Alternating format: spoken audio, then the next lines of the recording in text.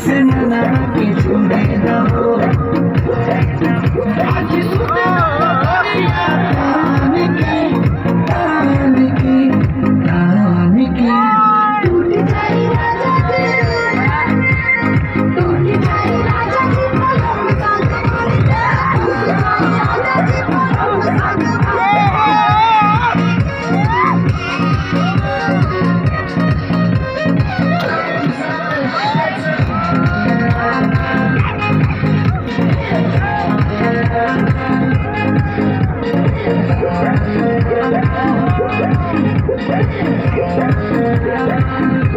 छुए तो बदन की देखो ना बदन की जबरा बिछा दी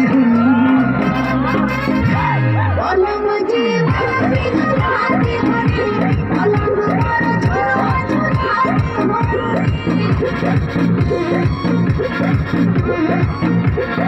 छुए तो बदन की देखो ना बदन की जबरा बिछा दी